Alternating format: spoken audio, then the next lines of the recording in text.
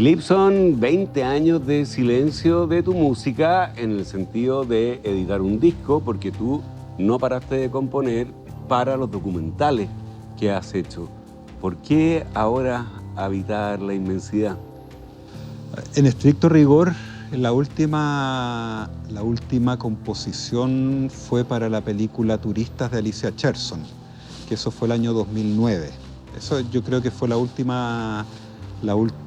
último trabajo, llamémoslo así, publicado, del cual se extrajo un single que fue un cover de los Blobs, de Los Momentos, que hicimos con Jepe, en el cual un cineasta que se llama Moisés Sepúlveda hizo un videoclip. Yo te diría que ese fue el último momento así como de publicación de Calma.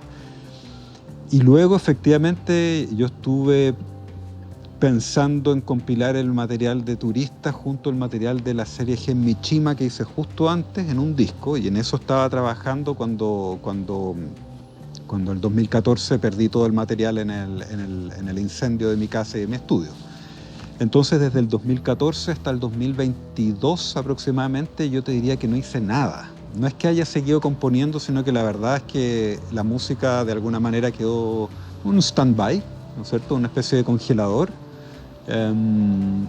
porque a su vez empecé a trabajar otros proyectos, principalmente estos proyectos de investigación, de ensayo, que luego se transformaron en documentales. Pero hubo música que surgió a partir de tu trabajo en documental. Bueno, ¿no? Justamente como esta investigación documental que principalmente está enfocada en las historias de la cordillera de los Andes por un lado y en la Patagonia por otro lado, y que en el fondo yo los traduje en estos documentales, no solo en documentales, por eso es importante aclarar. Y para todo ese trabajo obviamente apelaba a música, pero en general que no era música mía, que sé yo, cosas de piano como Chopin, Camille Saint-Saëns, Wagner, por supuesto, El Anillo de los Nibelungos, que se aplicaba muy bien a la potencia del paisaje de la cordillera y patagónica. Y luego también llamé a Sebastián Errázuriz, el compositor, y Sebastián me prestó todos los pasajes instrumentales. Se fusionaban muy bien con las imágenes. También hubo otro músico, Otavio Berbakov, que compuso una obra. Entonces, en un momento ya no estaba ocupando música de los grandes compositores, sino que músicos locales, bastante cercanos, amigos. Y en ese intertanto dije, la verdad que quizás en vez de seguir pidiendo favores, yo podría volver a atreverme a componer la música, sobre todo que además uno está con la cadencia y en fondo tienes muy claro lo que necesitas para la imagen. Oye, y la música que está contenida en este nuevo disco, ¿esa música nació mientras que filmabas, mientras montabas luego?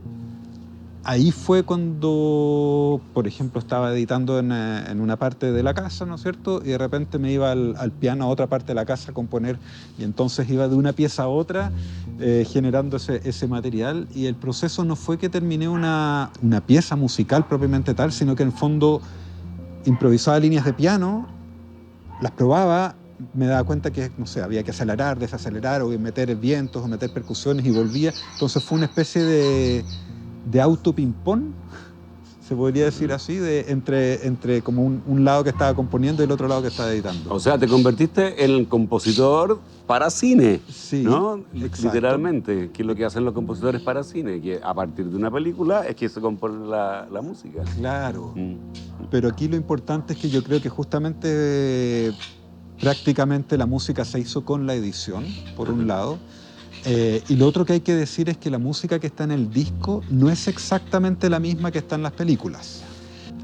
En el lenguaje musical podría decirse que es una primera versión, incluso una maqueta, en el sentido de que era una música con muy poco arreglo, con muy poca edición musical, y ese material se llevó después al estudio, donde sí se trabajó ya como un disco propiamente tal, con más arreglos, con más sobregrabaciones, entonces no es exactamente el mismo material, hay una progresión. O sea que esta música se puede escuchar sin la necesidad de ver esos documentales y se sostiene por sí misma. Mira, yo me imagino estas piezas musicales como, de alguna manera, como una burbuja que sale de un cocimiento, ¿no es cierto? Se está cocinando y sale una burbuja de ese mismo cocimiento, pero después esta burbuja viaja sola y cobra vida sola. Ahora, como toda burbuja, vuela en el aire en un momento y después se va a posar en otro lugar. ¿Y por qué hago esa imagen? Porque de alguna manera esta burbuja nace de la montaña imaginaria, de esa serie de Rugenda, vuela en la mezcla del disco y de repente se encuentra con el trabajo de Pablo Valenzuela y se vuelve a posar. Y de alguna manera cobra sentido con el trabajo de Pablo Valenzuela. Entonces ya se desprende de su nacimiento y se acopla a este otro concepto visual muy fuerte de Pablo Valenzuela, que son estas imágenes magallánicas, propiamente tal. Están obviamente relacionadas. Tiene esa capacidad de volver a habitar otro imaginario visual. Claro. Ahora tú dices paisajes sonoros, pero tu música está lejos de la descripción. Es más bien una traducción en música de lo que significa contemplar naturaleza. En ese sentido más ligado a la pastoral de Beethoven que a un poema sinfónico, ¿no? Mira, aquí yo creo que no puedo dejar de citar a mi mujer, a Romy Hecht, y le robo su descripción, en cuál paisaje no es naturaleza.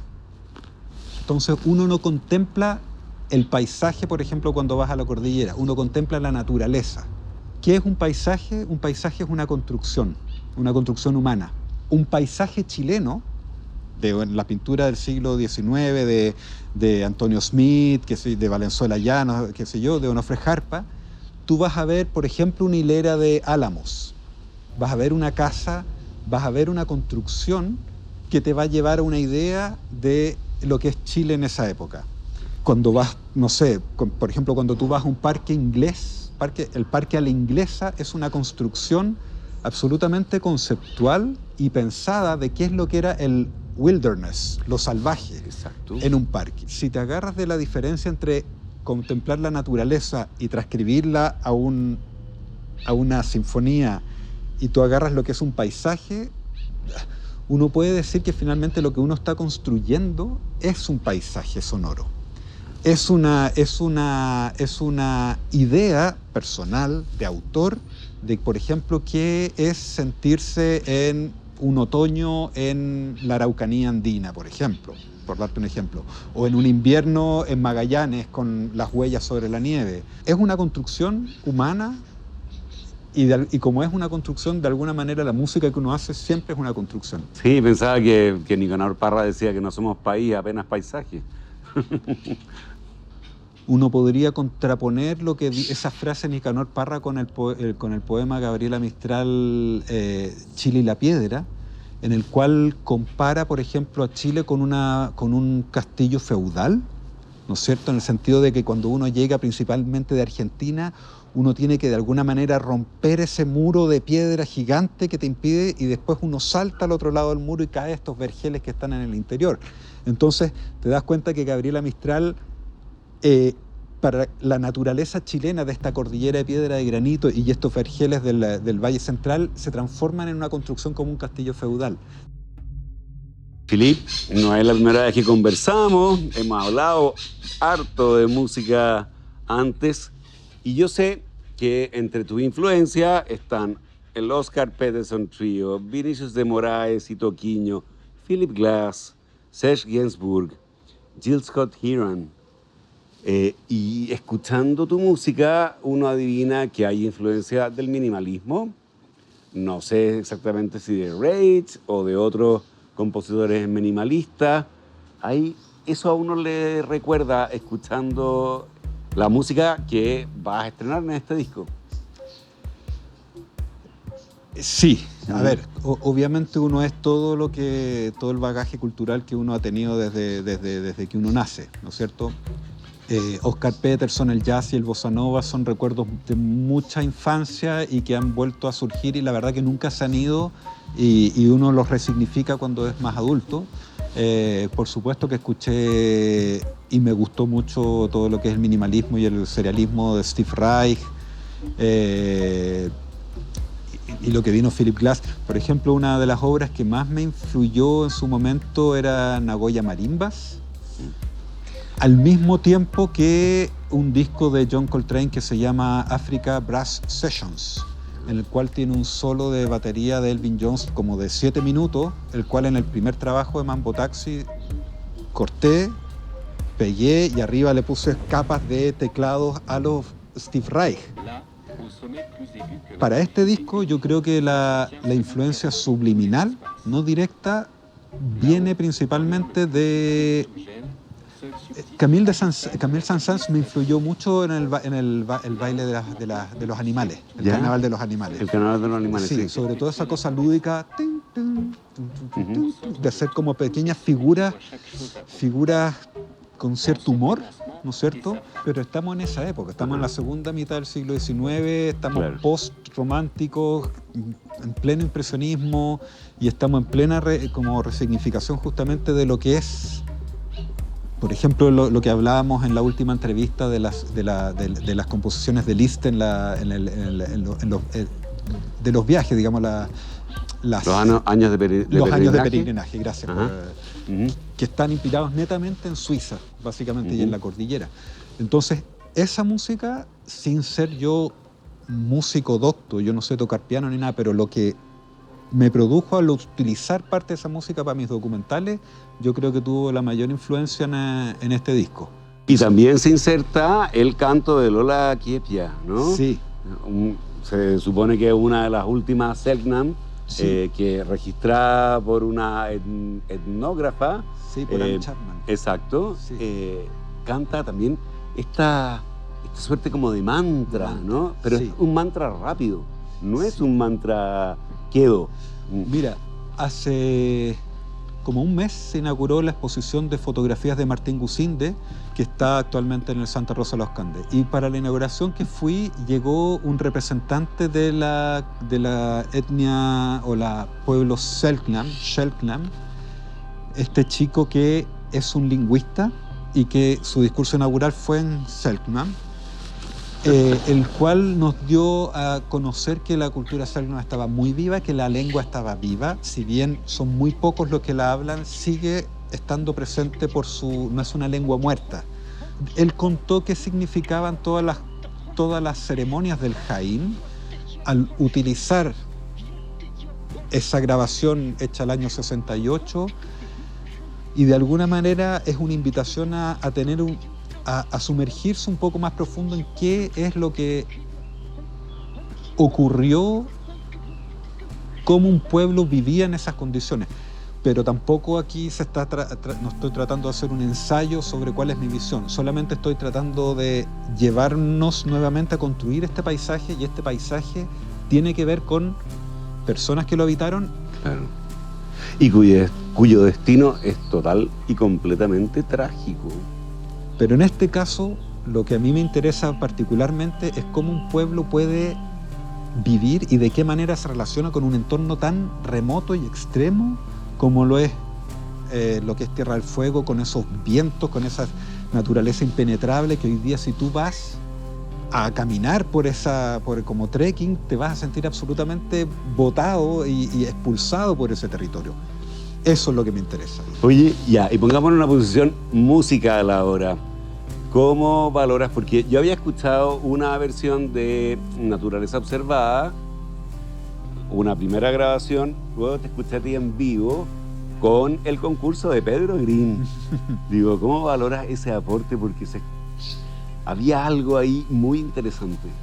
A ver, llevar esta música que uno compone en su pieza, solo, ¿no es cierto?, sin tener ninguna idea de que esto va a ser llevado en vivo. La verdad que no había un plan, no era un plan de, ya, voy a hacer un grupo y voy a hacer una gira, conciertos. La verdad que todo se fue dando. Entonces, la verdad que con Pedro Green hemos tocado antes, pero antes de Pedro Green, el principal aliado ha sido Marcelo Leturia. Marcelo Leturia ha sido un gran aliado porque la verdad que él ha sabido llevar a sonido lo que yo compuse en un computador, a través de algo performativo, ¿no es cierto? Porque uno podría ponerle play a lo que grabó, pero Marcelo dijo, no, aquí esto se construye así, es como un artesano del sonido. Y luego Pedro, que justamente tiene esa capacidad de adaptarse y de poder tocar muy fuerte la percusión o muy despacito, nuevamente estos paisajes sonoros en que hay elementos que son sin decay, en el fondo, que son golpes, ¿no es cierto?, que pueden ir componiendo esta idea. Pero no funciona solo, no funciona Pedro en un solo de batería como Elvin Jones. No. Funciona absolutamente encadenado a los efectos que tiene Marcelo y a lo que estoy haciendo yo. ¿Una percusión más orgánica? Depende de lo que definamos como orgánico. Acoplada, digo, Sí, dialogante no sé con lo que tu es música. orgánico, la verdad, porque orgánico podría ser como acústico. Pero la verdad que aquí no es acústico, es acústico y digital, absolutamente digital. La herramienta digital hoy día es un universo tan lindo, entonces cuando tiene un músico que sabe trabajar lo acústico y trabaja lo digital es precioso. Y eso es muy bueno, irse de un lado a otro. Oye, ¿hay compositores que han dado instrucciones respecto de cómo tienen que tocarse sus obras? Estoy pensando John desde Cage. Elliot Carter a... Pero la pregunta es, ¿cómo te gustaría que este disco se escuchara? ¿En qué circunstancias? ¿Mirando qué? ¿O con los ojos cerrados? Yo creo que hiciste dos preguntas en una. Ajá. Porque en fondo hablaste de las instrucciones y después hablaste de lo que uno imagina. Claro, que son instrucciones para tocar, pero también son instrucciones para escuchar. Sí, sí. En los ensayos que tuvimos con Marcelo y con Pedro, de alguna manera yo les transmitía a Marcelo y a Pedro de, qué sé yo, imaginarse en una cabaña en el sur de Chile con lluvia. Así tenemos que tocar. Y por otro lado, entiendo perfectamente que cuando tú haces una performance de tu música, tienes que saber situarte en dónde quieres hacer esa performance para la energía que le vas a otorgar. Tomé una decisión de cierto tipo de instrumentación para llevar esto a un espectáculo que sea más bien, que no sea abstracto y que de alguna manera uno haga algo más que un concierto, sino que haga un show íntegro, ¿no es cierto? Y en ese sentido, la música independiente, en general, siempre ha estado relacionado a lo que se llama la música underground. En general busca estos lugares que son precarios, industrias, subsuelos, lugares abandonados. Esto lo quiero hacer todo lo opuesto, por ende yo llamo que es un evento overground, un evento sobre la tierra. Muy bien. Bueno, muchas gracias, Felipe. No, gracias a ti, Gonzalo.